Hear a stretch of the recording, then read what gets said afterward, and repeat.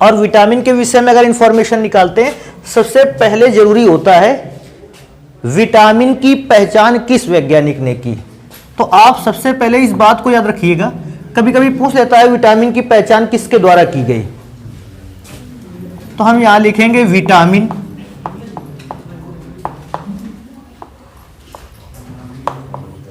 की पहचान। अच्छा, ये तो कह नहीं सकते कि विटामिन का निर्माण की पहचान। एक साइंटिस्ट थे बेटा जिसका नाम था फंक,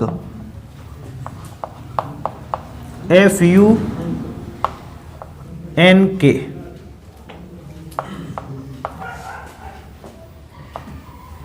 ने की थी। ये मत लिख करके आ जाना कि विटामिन का निर्माण फंक ने किया था, क्योंकि निर्माण जो है वो हम लोगों के बस की बात थोड़ी कोई वैज्ञानिक बना के रख देगा। विटामिन तो डिफरेंट टाइप के खाद्य पदार्थों में पाए जाते हैं, तो पहचान या खोज या नामकरण आप कह सकते हो, विटामिन की खोज, विटामिन के नामकरण, विटामिन की पहचान सर्वप्रथम फंक ने की थी। अच्छा, अब इसके बाद विटामिन पर और बातों पर चलें तो हम लोगों को ये पता चलता है कि जो विटामिन शब्द है, विटामिन शब्द जो है वो दो शब्दों से मिलकर बना है। विटामिन शब्द दो शब्दों से मिलकर बना होता है।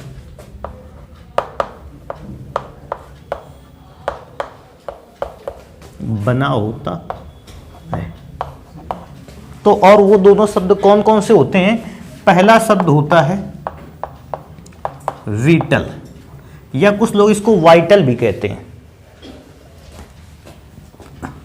और दूसरा होता है, अच्छा वाइटल का मतलब जानते हो?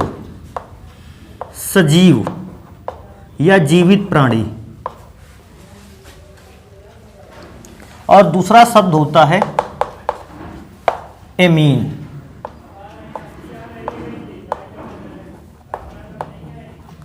तो एमीन के शब्द को अगर एक्सप्लेन करेंगे कि एमीन क्या होता है, तो एमीन तो आपने पढ़े ही है, प्राथमिक एमीन, द्वितीयक एमीन, तृतीयक एमीन। अगर विटामिन को अगर पूरा का पूरा ध्यान दें, विटामिन दो शब्दों से बना है, वाइटल एंड एमीन से। वाइटल का मतलब सजीव और एमीन्स का मतलब होता है एमीन यौगिक। सजीव प्राणियों के अंदर पाए जाने वाले एमीन यौगिकों को आप क्या कहते हो? विटामिन। तो इससे यह पता चलता है अतः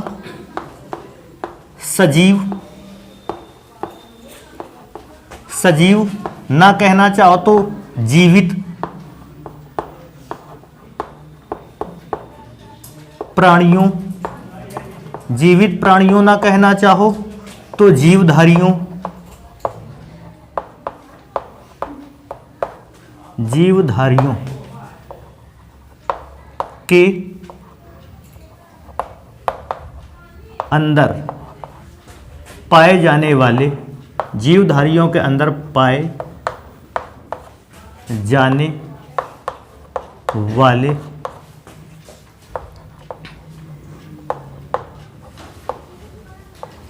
एमीन्स यौगिकों को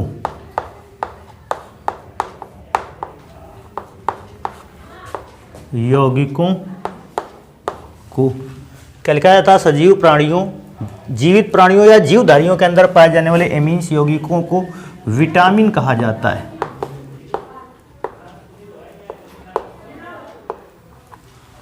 विटामिन्स कहा जाता है, वही लिख लेते हैं इस बात को, कहा जाता है। बेटा विटामिन तो कई प्रकार के होते हैं। विटामिन ए सुन लेते हैं, पहला विटामिन ए, दूसरा विटामिन होता है बी। लेकिन कहीं कहीं आपने अगर देखा होगा vitamin B complex. Vitamin B complex क्यों कहा जाता है? क्योंकि विटामिन बी कई प्रकार का होता है। विटामिन बी में पहला B1, दूसरा B2, B3, B6, B12, B5 वगैरह भी होते हैं, B7, 8 भी होता है। लेकिन मैं क्या सोचता हूँ, अपने कोर्स में जो मेनली ज़रूरत के लिए हैं विटामिन ए, बी में से B1, B2, B3, B6, B12। B में से अगर गया तो आपने कई प्रकार के विटामिन देखे। अगर ये सारे भी प्रकार के vitamin B1, B2, B3, B6, B12 को एक साथ पढ़ा जाए तो हम फिर उसको विटामिन बी कॉम्प्लेक्स कहेंगे, क्योंकि कई विटामिन को आप एक साथ पढ़ रहे हो। फिर vitamin C, vitamin D, vitamin A, E, vitamin K, तो इतने प्रकार के विटामिन पाए जाते हैं। तो हुआ क्या, सबसे पहले विटामिन को हम लोगों ने वर्गीकरण स्टार्ट किया कि आखिर विटामिन कितने भागों में होता है या विटामिन के कितने भाग किए जा सकते हैं। तो बेटा विटामिन के दो भाग किए जा सकते हैं, घुलनशीलता के आधार पर या विलेयता के आधार पर विटामिनों को दो भागों में बांटा गया है। पहले वे विटामिन जो वसा में अर्थात फैट में घुलनशील होते हैं और दूसरे विटामिन वे जो जल में घुलनशील होते हैं।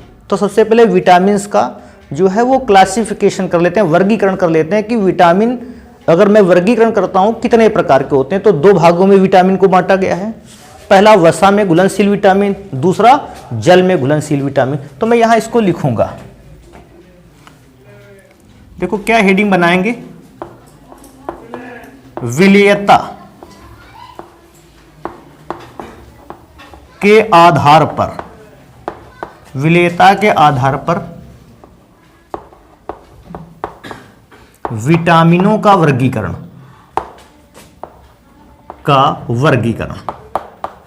अर्थात विटामिनों का बंटवारा। विलेयता के आधार पर विटामिनों का अगर वर्गीकरण किया जाए तो ये दो प्रकार के होते हैं, दो प्रकार के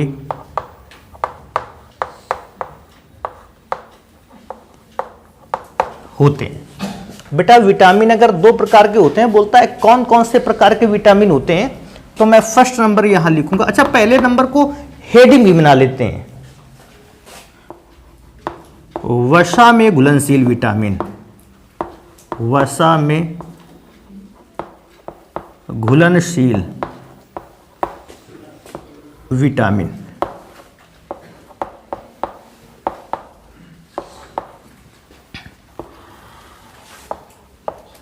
अच्छा देखो क्या होता है वसा में घुलनशील विटामिन। एक तो ये बात भी जान लेना बिल्कुल जरूरी है कि कोई भी विटामिन जो है मानव शरीर में बनकर तैयार नहीं होता। जैसे मैं पिछली क्लासेस में क्या बताया करता था कि जो हार्मोन्स होते हैं वो मानव शरीर में बनकर तैयार होते हैं, लेकिन विटामिन की बात करेगा आप इसको अच्छे ढंग से याद कर लो, विटामिन कोई भी हो मानव शरीर में बनकर कभी तैयार नहीं होता। विटामिन हमेशा जो है वो हमें फूड सप्लीमेंट से अर्थात भोजन से मिलता है। तो आप बिल्कुल इस बात को ना सोचें कि विटामिन अगर आपके पास आपका शरीर बनाकर तैयार करेगा, नहीं, विटामिन हमेशा आपको ग्रहण करना पड़ेगा। तो जो वसा में घुलनशील विटामिन होते हैं ये विटामिन फिर भी ठीक होते हैं। किस मामले में ठीक होते हैं ये भी मैं बताऊं कि अगर ये विटामिन आपके शरीर को एक बार मिल गए तो इनको बराबर बार बार लेने की आवश्यकता नहीं है। अच्छा क्या होता है बार बार लेने की आवश्यकता क्यों नहीं, क्योंकि अगर भोजन से इन विटामिन को आपने एक बार प्राप्त कर लिया ये आपके शरीर की वसा में घुल जाएंगे और शरीर की वसा में घुलकर वसा में आपके शरीर के अंदर ही व्याप्त रहेंगे।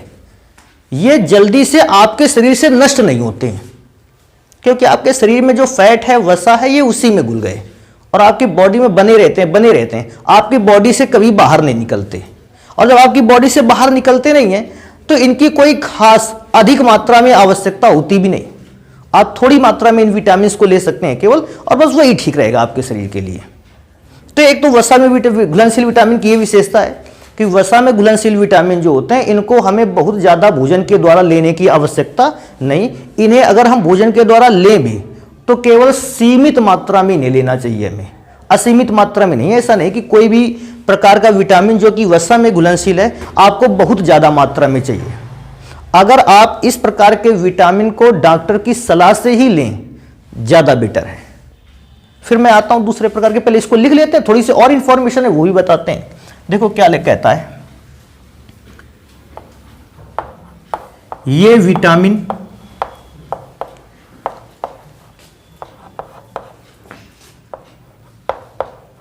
मानव शरीर में पहुंचकर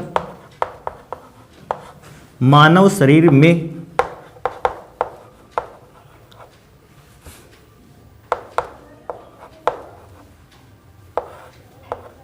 पहुंचकर शरीर की वसा में घुल जाते हैं।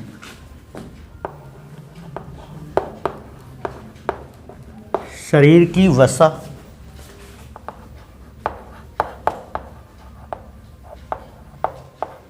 में घुल जाते हैं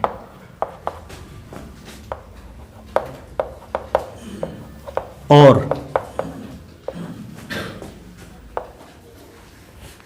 किसी भी माध्यम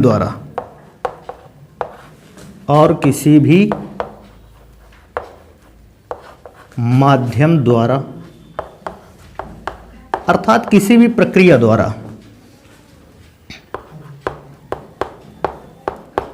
सामान्यतः शरीर से बाहर नहीं आते। सामान्यतः शरीर से बाहर नहीं निकलते हैं या शरीर से उत्सर्जित नहीं होते हैं, ऐसा लिखेंगे। देखो, शरीर से बाहर नहीं निकलते, इसका मतलब उत्सर्जित नहीं होते। शरीर से उत्सर्जित नहीं होते, अर्थात आप ऐसा कह सकते हो कि ये विटामिन शरीर में ही रह जाते हैं, और क्योंकि शरीर में रह जाते हैं तो हमें इन्हें ज्यादा मात्रा में भोजन के द्वारा ग्रहण नहीं करना चाहिए। अतः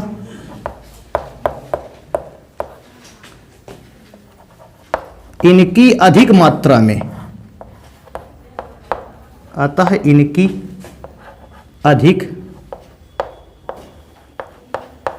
मात्रा की आवश्यकता हमारे शरीर को नहीं होती। अतः इनकी अधिक मात्रा की आवश्यकता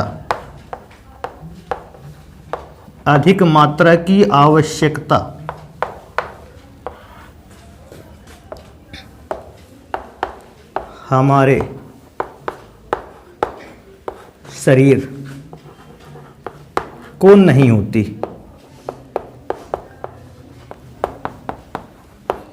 शरीर को नहीं होती।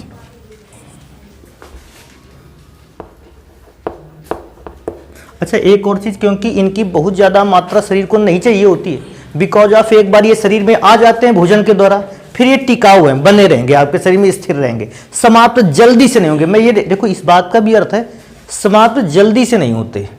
इसका मतलब ये नहीं कि समाप्त एक बार आपने इन विटामिन को ले लिया, आप कभी ये समाप्त नहीं होगा, लेकिन इनके समाप्त होने की दर शरीर में कैसी है? धीमी। तो आप भोजन को इससे भोजन के द्वारा आपने इसको ले लिया, बहुत ज्यादा मात्रा में इन विटामिन को लेने की आवश्यकता नहीं है। कौन कौन से विटामिन को लेने की आवश्यकता नहीं है, याद रखिएगा। वसा में घुलनशील जो विटामिन है उनके नाम है ए, डी, ई, के। ऐसा भी लिख सकते थे आप, vitamin A, vitamin D, vitamin E, vitamin के। ये ऐसे विटामिन होते हैं जो आपके शरीर में एक बार आ गए, आपके शरीर के फैट में घुल गए, इसके बाद वो आपके शरीर में पर्याप्त मात्रा में रहेंगे। आप भोजन करते रहोगे, विटामिन शरीर को मिलते रहेगा। जनरली ऐसे विटामिन की कमी शरीर में नहीं होती है, बिकॉज अब ये फिक्स रहने वाले हैं। लेकिन अगर बाई चांस किसी व्यक्ति के शरीर में इस प्रकार के विटामिन की कमी हो भी जाए, ए, डी, ई, के की, डॉक्टर की सलाह से ही ऐसे विटामिन के कैप्सूल या दवाएं ली जाएं। तो क्योंकि ज्यादा मात्रा में लेने नहीं होता, इनको कमी मात्रा में डॉक्टर की सलाह से लेना चाहिए। सेकेंड टाइप के विटामिन अगर मैं पढ़ता हूं, जल में घुलनशील विटामिन। जल में घुलनशील विटामिन, भैया इनका जो अंदाज है वो अलग ही है, जो जल में घुलनशील विटामिन होते हैं। बेटा क्योंकि ये विटामिन जल में घुलनशील होते हैं, इसलिए जब भी हम भोजन से इन विटामिन को प्राप्त करते हैं, जल को पीते हैं, पानी को, ये हमारे शरीर के जल के साथ घुल जाते हैं। भोजन के दौरान हमने इसे विटामिन को ग्रहण तो किया, लेकिन ये पानी में क्या हो गए? घुल गए, और घुलने से यूरिन के मार्ग से ये कहाँ निकल जाते हैं? बाहर। अर्थात मूत्र के दौरान ये सारे विटामिन की अधिकांश मात्रा जो है वो अपने शरीर से बाहर हो जाती है। तो होता क्या, ऐसे विटामिन क्योंकि हमारे शरीर से बाहर जा रहे हैं, उत्सर्जित हो रहे हैं, ऐसे विटामिन को अधिक मात्रा में ग्रहण करने की आवश्यकता होती है। तो अधिक मात्रा में ग्रहण कैसे किया जाए? भोजन के द्वारा इन्हें अधिक मात्रा में क्या किया जाए? प्राप्त किया जाए। जितना अधिक से अधिक हो सके आप विटामिन कौन कौन सा, बी और विटामिन सी, क्योंकि ADE के लिख ही चुके हो तो बचता कौन है, विटामिन बी और विटामिन सी। ये ऐसे विटामिन होते हैं जो जल में घुलनशील होते हैं और जल में घुलनशील होने के कारण ये हमारे शरीर के जल में घुलकर यूरिन के मार्ग से बाहर निकल जाते हैं, अर्थात ये लगातार हमारे शरीर से उत्सर्जित होते रहे, निकलते रहते हैं। तो जरूरत होती है कि भोजन के दौरान हम ऐसे विटामिन को ज्यादा मात्रा में ग्रहण करें। तो इसको लिखते हैं पहले, जल में घुलनशील विटामिन को क्या लिखेंगे, ये विटामिन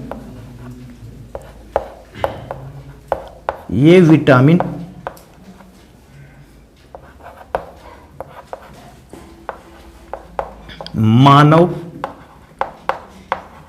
शरीर में पाए जाने वाले जल में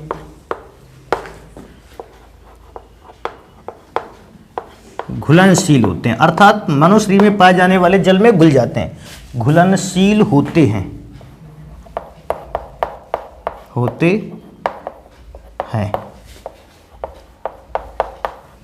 और ये जल में घुलकर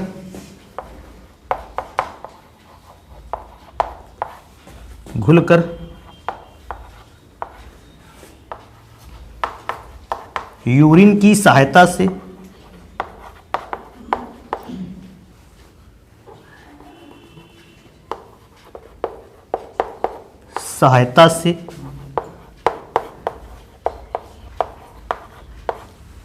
शरीर द्वारा उत्सर्जित किए जाते हैं। शरीर द्वारा उत्सर्जित का मतलब शरीर से बाहर चले जाते हैं। शरीर द्वारा उत्सर्जित किए जाते हैं, शरीर द्वारा उत्सर्जित किए जाते हैं। अच्छा बेटा, शरीर द्वारा क्योंकि ये निकल रहे हैं तो इनको लगातार भोजन में ग्रहण करने की आवश्यकता होती है, अतः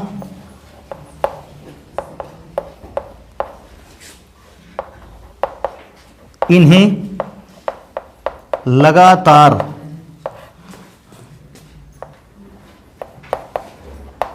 भोजन के द्वारा तो शरीर की ज्यादा लगातार भोजन के द्वारा इन्हें लगातार भोजन के द्वारा ग्रहण करने की आवश्यकता होती है।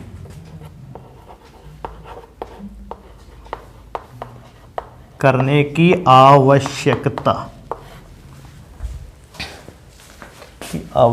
होती है। हाँ, ऐसे विटामिन के नाम भी याद रख लेने चाहिए एग्जाम्पल पे, जिस आपसे पूछ भी लेता है विटामिन कौन कौन से है, तो बेटा विटामिन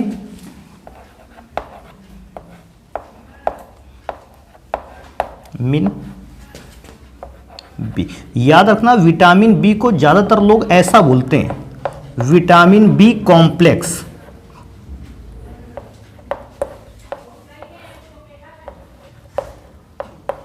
अगर कोई बच्चा इस बात को विटामिन बी कॉम्प्लेक्स का अर्थ नहीं समझ पाता है तो देखो वो ये चीज समझेगा, विटामिन बी कई प्रकार का होता है, B1, B2, B3, B6 और बेटा B12। अगर इन सारे विटामिन को एक साथ बोलना हो तो फिर आप उस विटामिन को क्या बोल दीजिए, विटामिन बी कॉम्प्लेक्स। कॉम्प्लेक्स का मतलब ये सारे विटामिन हो गए एक साथ, B1, B2, B3। आप छोटे बच्चों की वृद्धि के लिए जो कॉम्प्लेन वगैरह पाउडर नहीं आते हैं, इनको आप ध्यान से देखोगे, इसमें लिखा भी होगा इंग्रेडिएंट, देखना ये लिखे भी होंगे, B1 है, B2 है, B6 है, B12, ऐसा लिखा होगा उसमें, आसानी से आप देख पाओगे, समझ पाओगे। तो विटामिन बी कॉम्प्लेक्स अगर आपसे क्वेश्चन अलग से भी बनाकर देता है कि विटामिन बी कॉम्प्लेक्स क्या है, तो विटामिन बी एक नहीं बल्कि vitamin B1, B2, B3, B6, B12 का मिश्रण होता है। इतने सारे विटामिनों का मिश्रण होने की वजह से विटामिन बी को बी कॉम्प्लेक्स भी कहा जाता है। हाँ, एक और विटामिन बचता है, विटामिन सी। तो एक काम कर लेते हैं, ये तो बेटा विटामिन के विषय में नॉर्मल आपको जानकारी हो गई जो आपको कम से कम तो होनी ही चाहिए थी। हाँ, एक और चीज आप लिख सकते हो या आप नोट बनाकर इस बात को लिख सकते हो। आपने जितने भी विटामिन पढ़े, चाहे वो वसा में घुलनशील हो या वो जल में घुलनशील हो, किसी भी विटामिन को मानव शरीर बना करके नहीं तैयार करता है। एक क्वेश्चन इसमें से और भी बहुत ज्यादा पूछाता है, कौन से विटामिन को भोजन द्वारा ग्रहण करने की आवश्यकता नहीं होती? जानते हो? विटामिन डी, क्योंकि इसे आप सूर्य के प्रकाश से प्राप्त कर सकते हो। तो वो तो बात नॉर्मल है, सब बच्चा जानते हैं, लगभग सभी जानते हैं। हाँ, लेकिन एक बात ये लिखा देते हैं, किसी भी प्रकार का विटामिन या कोई भी विटामिन मानव शरीर निर्मित नहीं करता। अगर इसे कोई प्राप्त करता है तो केवल कहां से? भोजन से। तो एक बात यहां लिखेंगे,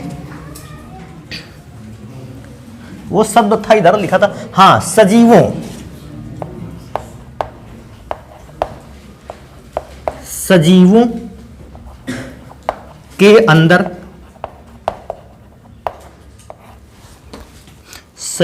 के अंदर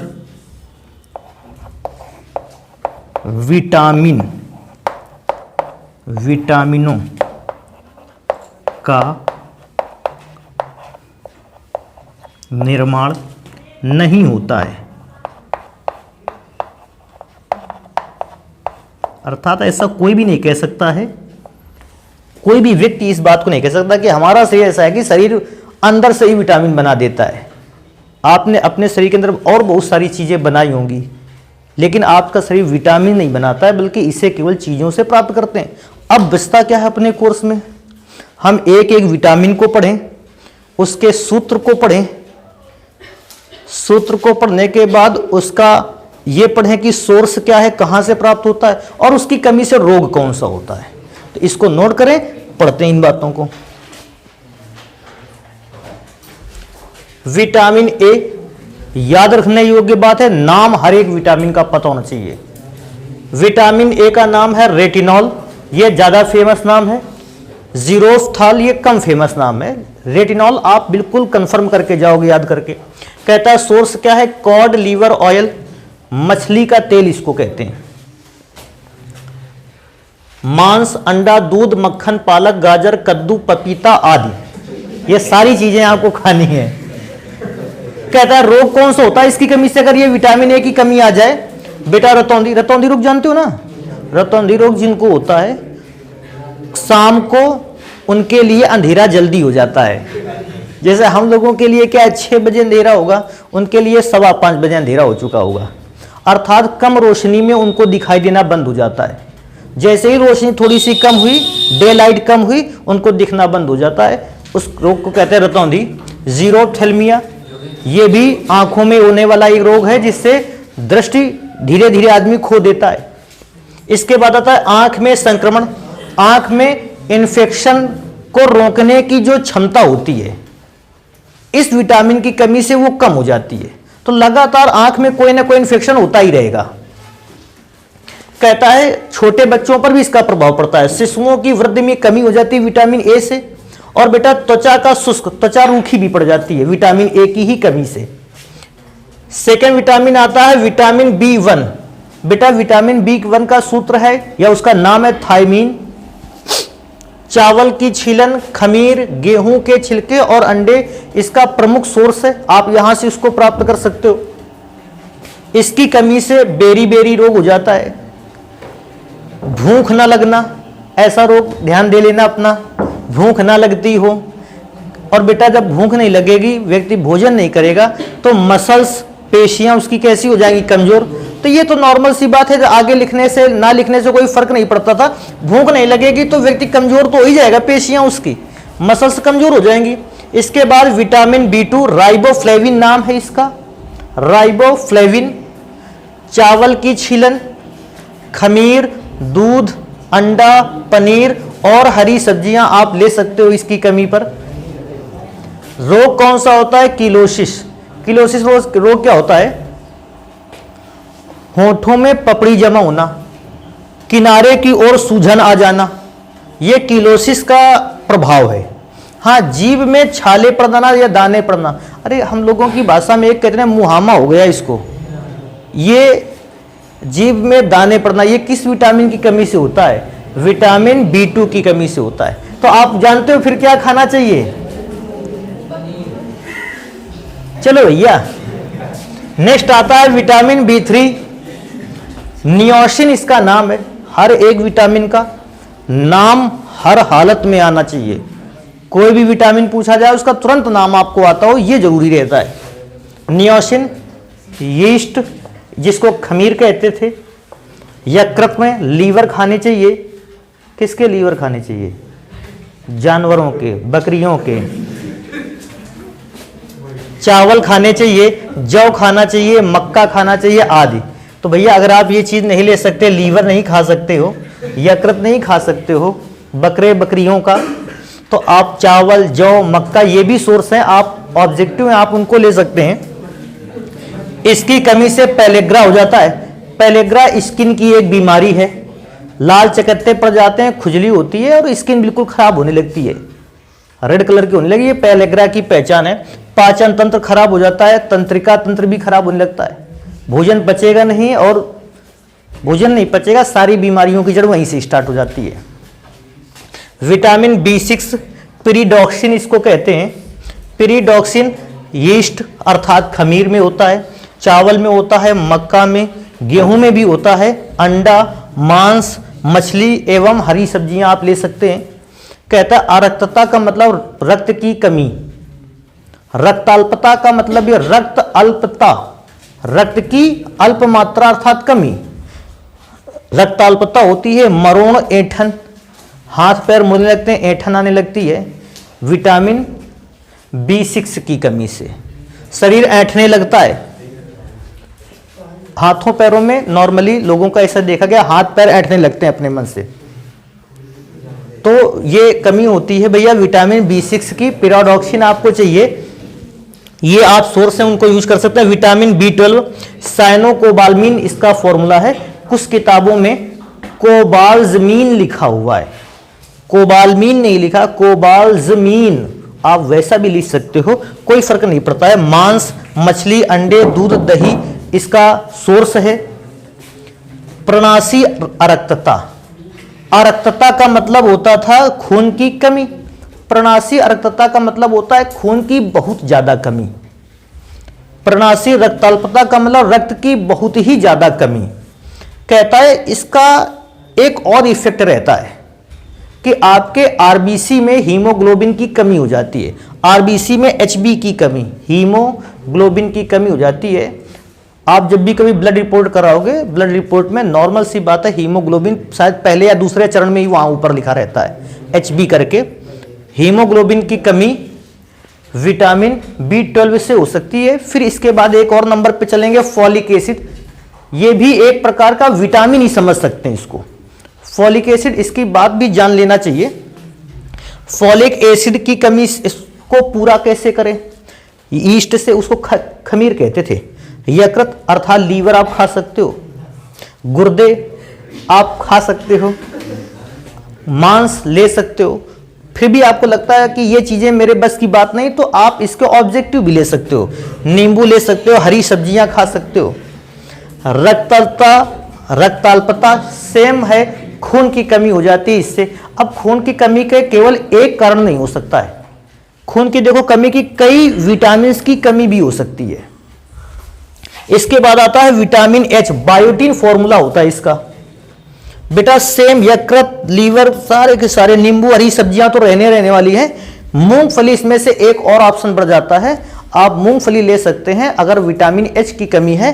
बेटा इसका मेनली इन विटामिन की कमी से क्या होता है? विटामिन H की कमी से बालों का झड़ना, चर्म रोग का मतलब जानते हैं स्किन पर होने वाले रोग, और इसके बाद कभी कभी तो व्यक्ति के शरीर को लकवा भी, लकवा मतलब जानते हो ना, पैरालिसिस, आधा शरीर का भाग भी खराब हो जाता है, लेफ्ट या राइट साइड पे पड़ गया, जिस साइड पे आधा शरीर भी खराब कर देता है उसको।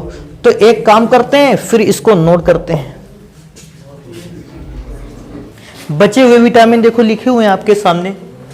विटामिन C, एस्कॉर्बिक अम्ल, इसका नाम कई बार पूछा गया है कि विटामिन C का रासायनिक नाम क्या होता है? Ascorbic acid. अच्छा, अम्ल के स्वाद कैसे होते हैं? खट्टे, इसलिए जितना भी विटामिन C है वो अधिकांशतः खट्टे फलों में पाया जाता है। और आप खट्टे फलों में संतरा, नींबू और न जाने कितने ऐसे फल और भी लिख सकते हो जो स्वाद में खट्टे फलों को आप किसी को भी इस्तेमाल कर सकते हो इसके जगह पर। कहता है इसकी कमी से कौन सा रोग होता है? ज़्यादातर इसकी कमी से रोग जो होते हैं वो मसूड़ों पर होते हैं। कहता है स्कर्वी रोग हो जाता है, मसूड़ों में सूजन आ जाती है और ब्रश करते समय ब्रश ही दांतों में को ऐसा लग जाए, मसूड़ों पर ऐसा लग जाए कि मसूड़ों से खून भी आने लगता है। एक नाम और सुना होगा पायरिया, जो दांतों पर ही होता है, वो भी इसी की वजह से होता है। और कभी कभी तो क्या होता है, जब ये एसिड, एस्कॉर्बिक एसिड की कमी ज़्यादा हो जाती है, दांत गिरने भी लगते हैं, टूटने भी लगते हैं। लेकिन ऐसा भी मत समझ लेना कि 8-10 साल का बच्चा उसके दांत टूट जाएं और आपको इसको तो एस्कॉर्बिक एसिड अर्थात विटामिन सी की कमी हो गई है। एक निश्चित 18-20 साल से बाद की एज पर अगर आपके दांत टूटते हैं तो फिर ये विटामिन सी की कमी हो सकती है। 8-10-12 साल पर अगर आपके दांत टूटते हैं तो बेटा वो एस्कॉर्बिक एसिड की कमी नहीं है, क्योंकि अपने जो दांत होते हैं, मानव दांत, ये द्विबार होते हैं। अर्थात संपूर्ण जीवन काल में अगर मनुष्य देखा जाए द्विबार दंती प्राणी है, अर्थात मनुष्य को दांतों का सुख कितनी बार मिलता है? 2 बार। एक बार टूट के गिरने के दूसरी बार भी मिलता है। अच्छा, तीसरी बार फिर नहीं मिलता। तीसरी बार सुख तब मिलता है जब डुप्लीकेट बत्ती सी लगवा ली जाती है, तब फिर सुख मिलता है। विटामिन डी नाम है कैल्सीफेरॉल। सभी बच्चे इस बात को मेरे ख्याल से मेरे पढ़ाने से पहले भी जानते होंगे कि विटामिन डी धूप से मिलती है और हर व्यक्ति को विटामिन डी लेना भी चाहिए धूप से। ऐसा न कर लेना कि गर्मियों के मौसम में 12 बजे धूप पर बैठे हो, नहीं। ज्यादातर विटामिन जो है डी ये सूर्योदय और सूर्यास्त के समय ज्यादा होता है। आप उस समय धूप का आनंद लें, बेटर रहेगा। कॉड लीवर ऑयल, मछली का वही तेल और दूध, इससे रिकेट्स अर्थात सूखा रोग हो जाता है अगर इसकी कमी हो गई। नेक्स्ट नंबर पे आते हैं विटामिन ई, नाम है टोकोफेरॉल। गेहूं के अंकुर, गेहूं के अंकुर का मतलब जानते हो? जब गेहूं को गीला कर दो, पानी में रख दो तो वो अंकुरण देने लगता है। अंकुरित गेहूं ले सकते हो। सूरजमुखी का तेल का सेवन किया जा सकता है, अंडे का सेवन किया जा सकता है। बांध्यता रोग हो जाता है अर्थात प्रजनन क्षमता का समाप्त हो जाना, इसके प्रमुख कमी है। हाँ, एक और है, पेशियों अर्थात मसल्स में भी क्या जाती है? कमजोरी। लास्ट में आता है विटामिन की विटामिन के का फॉर्मूला फाइलोक्विनोन।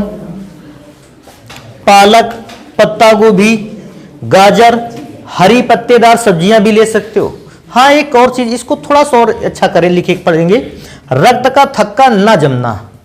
नॉर्मली क्या होता है, किसी व्यक्ति को चोट लगती है, जैसे हाथ में चोट लगी, रक्त निकलना स्टार्ट हो जाता है, कुछ देर बाद ही आप देखते हो कि रक्त जम जाता है। वहीं रक्त का एक थक्का बन गया, रक्त जम गया, और जैसे रक्त जमा अंदर से खून निकलना बाहर के लिए बंद हो गया।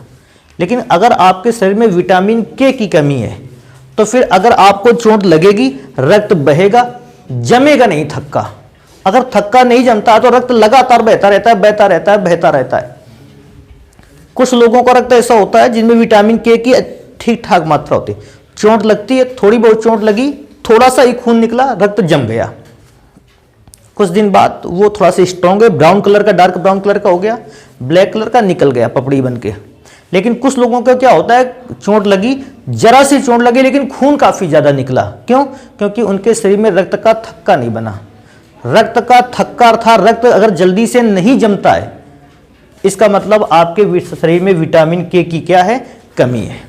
वैसे भी क्लॉटिंग टाइम निकाला जाता है। किसी भी रक्त में विटामिन के की कमी को ऐसे भी देखा जा सकता है।